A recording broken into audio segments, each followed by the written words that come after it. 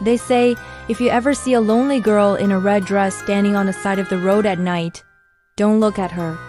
Don't slow down your car. And whatever you do, don't try to help. Because once you make eye contact, she doesn't stay on the road. She follows you home. This is a lesson Farhan had to learn the hard way. It was nearly midnight when Farhan was driving back from a late shift at the factory.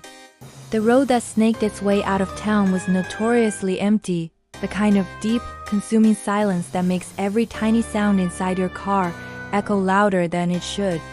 The hum of the engine, the click of the turn signal, the rustle of your jacket. Everything feels amplified in the dark.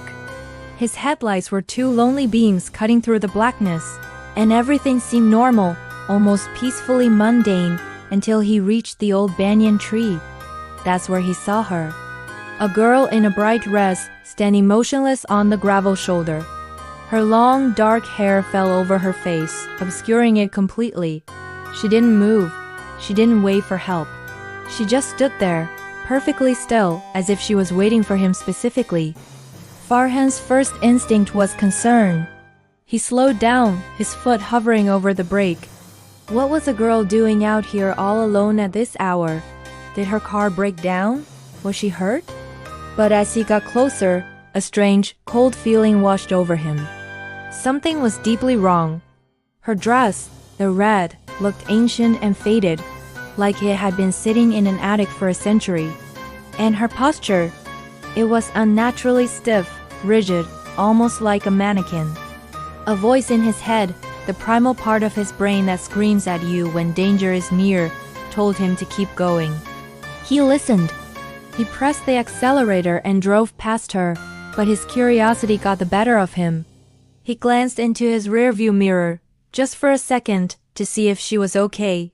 She was gone. Not walking away into the woods, not fading into the distance, just gone. Vanished in the split second he had looked away. It was as if she had never been there at all. A cold shiver, sharp as a needle, ran down his spine.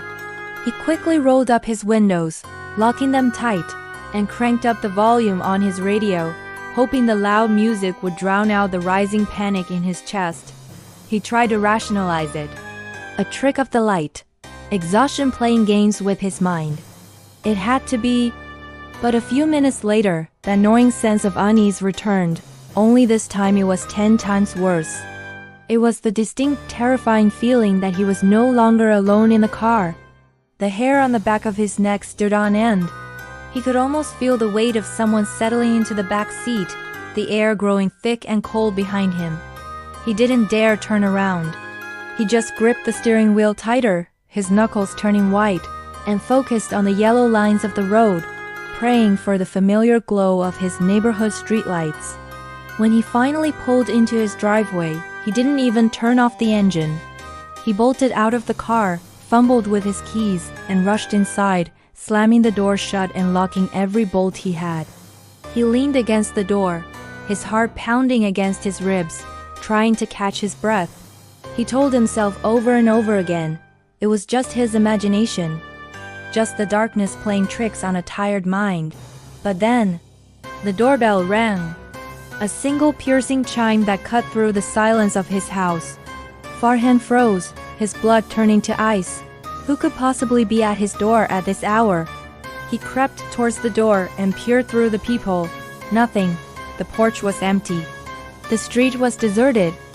He let out a shaky breath, feeling a small wave of relief. Maybe it was just a faulty wire. He turned away from the door, ready to dismiss it, when the bell rang again. This time, it was harder, more insistent, an angry, demanding sound that echoed through the house.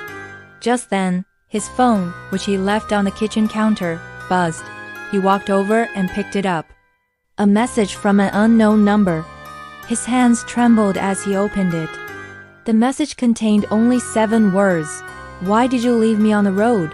His heart practically stopped. He dropped the phone on the floor. It couldn't be. This wasn't real. He had to be dreaming.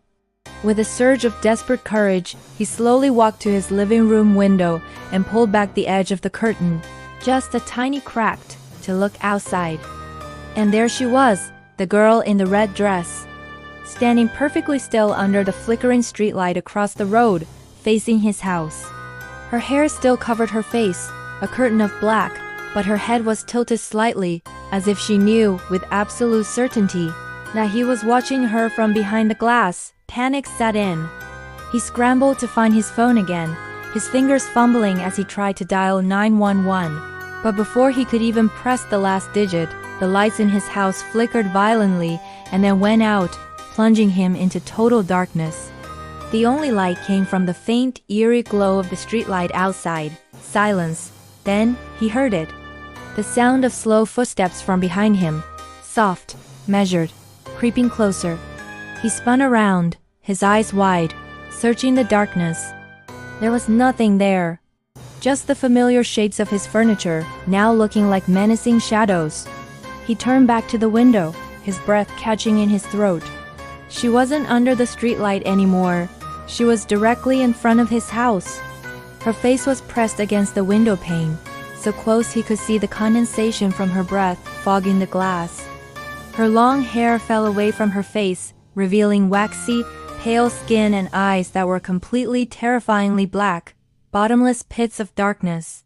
Her lips moved, and a whisper seemed to crawl through the glass and directly into his ear, a sound that would haunt him for the rest of his very short life. She said, "You looked at me." A spiderweb of cracks instantly appeared on the window around her face.